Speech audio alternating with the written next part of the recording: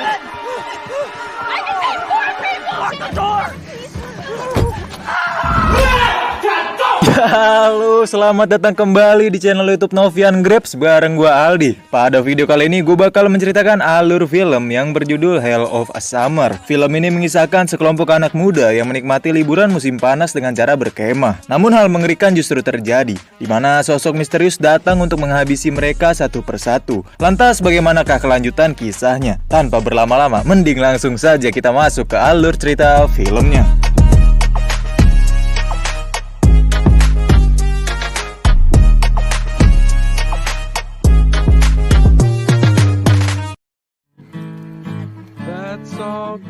Film diawali dengan sepasang kekasih yang sedang menikmati angin malam sambil bernyanyi di tepi danau. Mereka adalah John dan Katie, dua pengelola perkemahan bernama Pineway. Di tengah lagu, Katie izin pergi sebentar untuk mengambil minuman di kamarnya. Lalu tiba-tiba,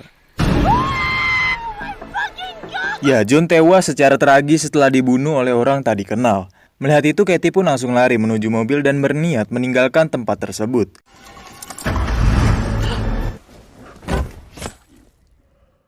Keesokan harinya, teman John dan Katie yang bernama Jason berangkat menuju camp Pineway diantar oleh ibunya. Jason sangat sering berkemah di Pineway. Hal itu membuat ibunya marah, karena di usia 24 tahun, Jason masih belum memiliki pekerjaan.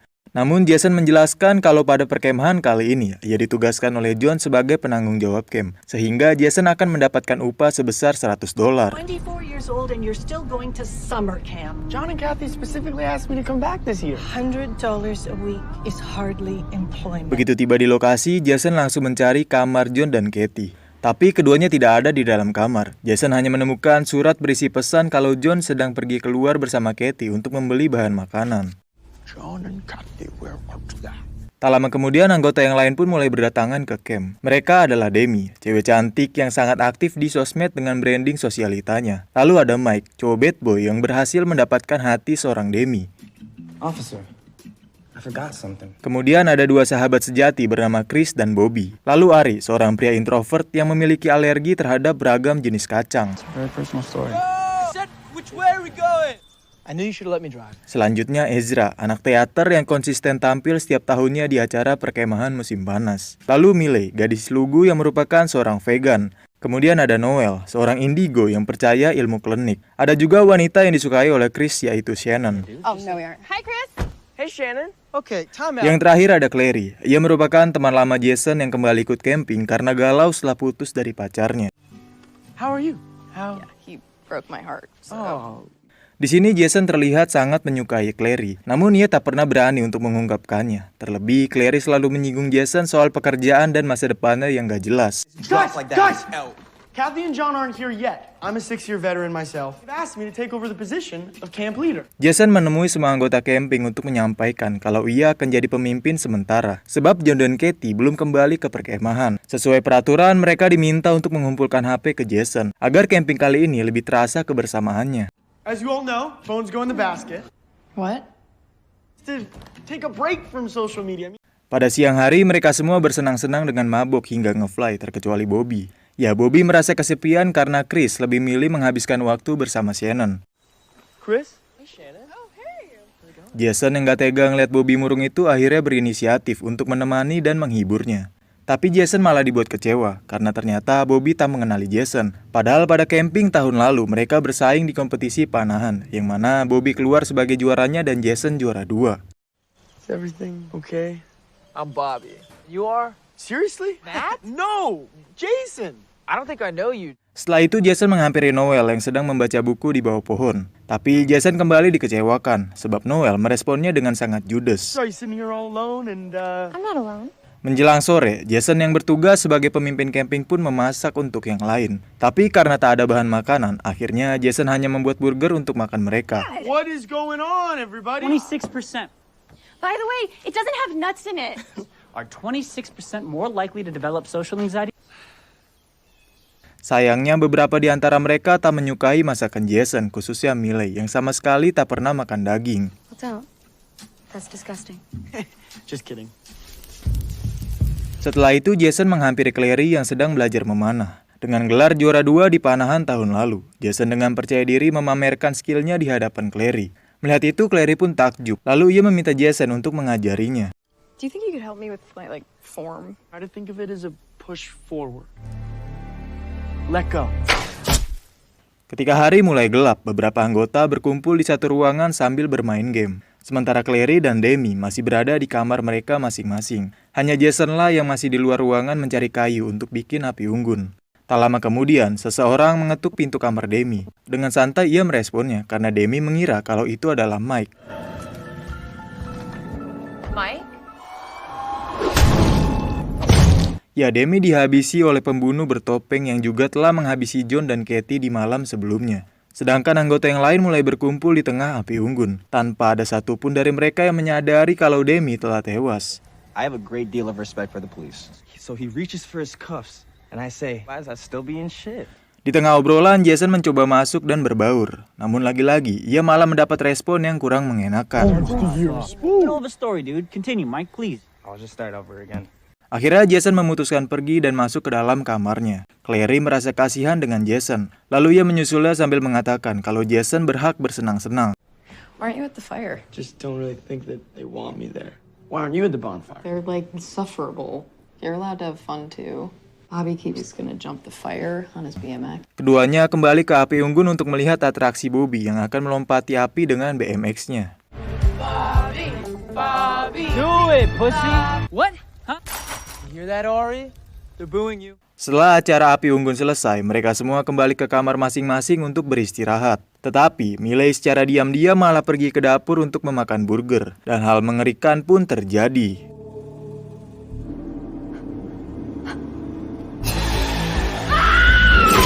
Mike yang mendengar suara teriakan pun mengecek sumber suara tersebut. Tapi naas ia malah jadi korban kebrutalan sosok bertopeng berikutnya. Is someone there? It's Mike. Hello? Di tengah malam yang sunyi, Bobby dan Chris dikejutkan dengan seseorang yang mengetuk pintu kamar mereka. Does head mean anything to you? Sucker, man. Hey, Chris! Hey! Rupanya Jason masih berkeliling untuk memastikan keselamatan mereka, sekaligus memberitahu rundown acara besok pagi. Begitu sampai di kamar Demi, Jason sama sekali tak mendengar ada respon. Lalu secara perlahan ia masuk ke dalam dan menemukan Demi yang sudah tak bernyawa. Hey, Dem. I'm just coming around. Hello? Demi!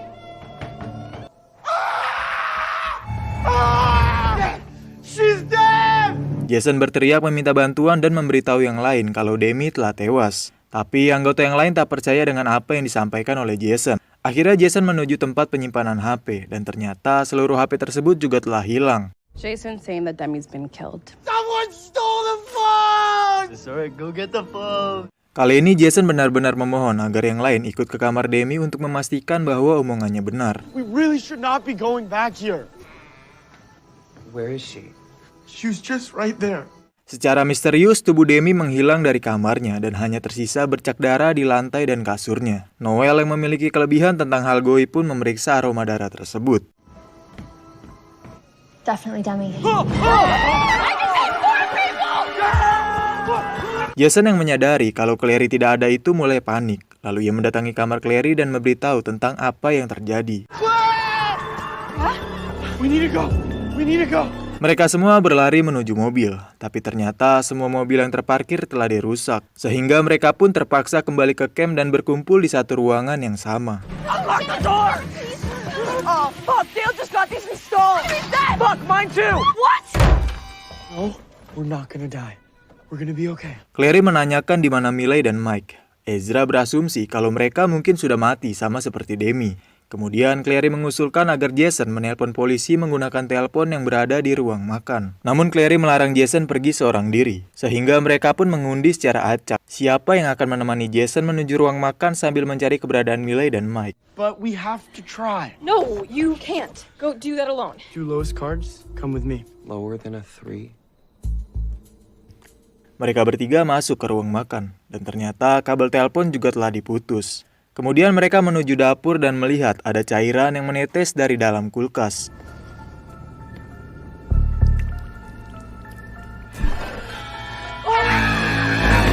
Mereka semua terkejut melihat kepala Miley ada di dalam freezer. Ari dan Ezra melarikan diri ke dalam hutan, sementara Jason kembali ke ruangan tempat anggota yang lain berkumpul. He opened the fridge. Miley's head was in there. Got attacked by a bear. Maybe they still will. Di tengah rasa takut, Noel berencana melakukan ritual pemanggilan arwah untuk berkomunikasi dengan roh temannya yang telah tiada. We're gonna be all right. I know how we could get some answers. I'd like to sit this one out, if that's okay. Who did this to you? He doesn't even know. Ketika ritual sedang berlangsung, tiba-tiba Ezra masuk. Hal itu membuat Bobby terkejut sehingga ia refleks menyemprotkan gas beracun ke mata Ezra. Ezra's with us. Hi. Ari ternyata telah ditangkap oleh pelaku. Lalu sang pelaku mencelupkan pisau ke dalam selai kacang dan membuat Ari cemas berlebih karena alerginya. Help me! Fuck you, bitch!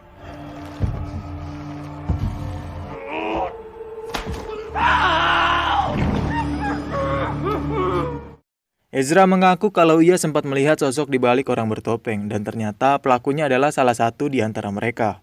The killer is someone that we all know. The killer is Jason!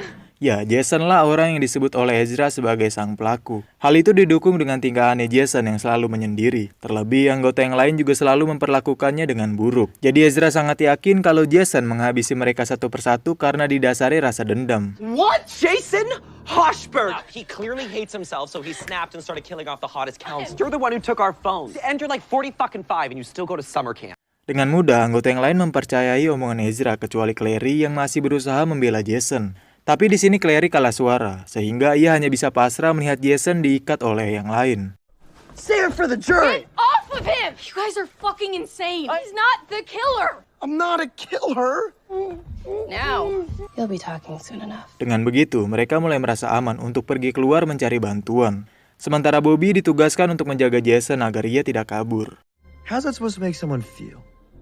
Demi makes sense. Wrong place, wrong time.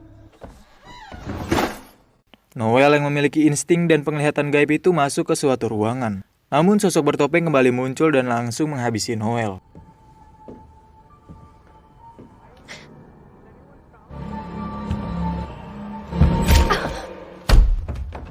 Finally. Begitu si pelaku berbalik badan, ia melihat sosok bertopeng lainnya. Ya rupanya ada dua pembunuh bertopeng yang berkeliaran di Camp Pineway. Di tempat lain, Clary mencari barang yang akan digunakan untuk melawan Bobby. Setelah itu ia langsung memukul Bobby hingga pingsan dan melepaskan Jason secepat mungkin. I'm an ectomorph, which means that it's... Yeah. We should go. Yeah. Mereka berdua berhasil kabur menuju hutan. Di tengah pelarian, mereka menemukan jasad John dan Katie. Hal itu membuat Jason mengurungkan niatnya untuk melarikan diri, sebab ia diamanahkan sebagai penanggung jawab kemah oleh John dan Katie. We have no choice. We have to go back. If we go back there, we are gonna die. I'm sorry. Chris yang lagi mencari bantuan mendengar ada suara misterius dari salah satu kamar. Begitu pintu dibuka, Chris terkejut melihat Demi dan Mike yang sedang berciuman. Padahal anggota lainnya mengira kalau mereka sudah tewas. You guys are alive! Get in here, this is amazing! Di sini Demi menjelaskan kalau ia dan Mike bersembunyi dari pembunuh bertopeng yang mengincarnya, karena Mike berhasil menemukan jasad Miley di dapur. Anggota yang lain pun memberitahu mereka kalau Jason lah orang di balik pembunuh bertopeng tersebut. Jason told you that he killed us? But you killed Jason? Into the woods. Ya ternyata di sini Demi dan Mike lah pelaku sebenarnya. Lebih spesifik dalangnya adalah Demi. Ia terobsesi ingin menjadi terkenal dengan menjadi pembunuh berantai. Maka dari itu, ia mengajak Mike untuk membantu aksinya dengan imbalan menjadikan Mike sebagai seorang pacar. Are you kidding me? The plan is going to shit. Dengan tertuduhnya Jason, otomatis skenario yang dibuat Demi pun berantakan. Tapi di sini Mike menganggapnya sebagai peluang, karena mereka bisa saja tetap terkenal dengan cara jadi orang terakhir yang selamat dari pembantaian. You killed them to get famous and you want to turn back now? We'd be huge. Young hot couple survives a serial killer? Akhirnya Demi pun setuju, lalu ia meminta anggota yang lain untuk membuat video pengakuan bahwa Jason telah menghabisi teman-temannya. Jason freaked out and started killing everyone. Jason Hoshberg is a demented individual. He is scary. Great. Jason yang baru saja kembali tak sengaja bertemu dengan Mike. Dan dengan mudahnya Mike membuat Jason tak berdaya. Lalu Mike menyerahkan Jason ke Demi. Di sini Demi mulai menjalankan skenario barunya. Ia ingin menjadikan Jason sebagai pelaku dengan menempelkan sidik jari Jason ke semua alat yang dipakai.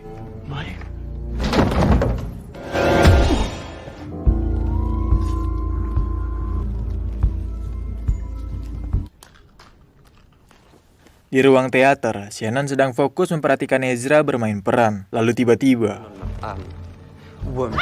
What?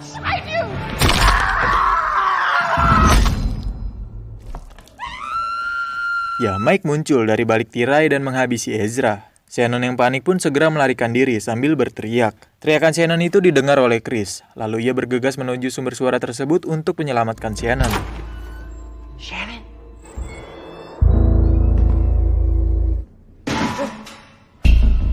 Tak lama kemudian, Bobby bertemu Shannon hanya seorang diri tanpa adanya Chris. Sehingga mereka berdua pun berasumsi kalau Chris terjebak di dalam gedung teater ketika hendak menolong Shannon.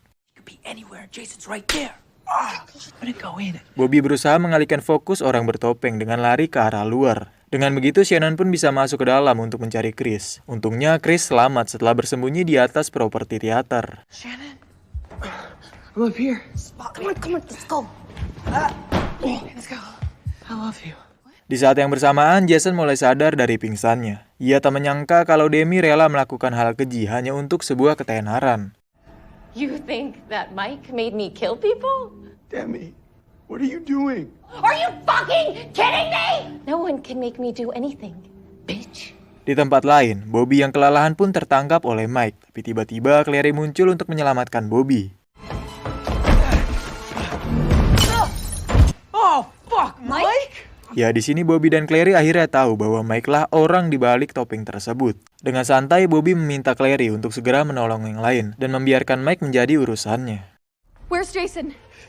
Jason's probably already dead. Claire, get out of here. Go find Tak Jason. lama kemudian, Mike bangun dan langsung menghajar Bobby. Bobby sama sekali tak memberikan perlawanan, sebab secara postur pun Mike lebih besar dan kekar.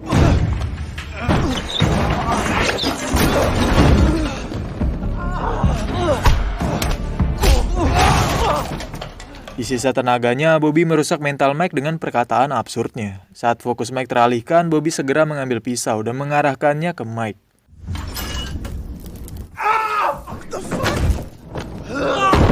Oh, what the fuck? You fucking hard right now? Shut the fuck up! Not looking!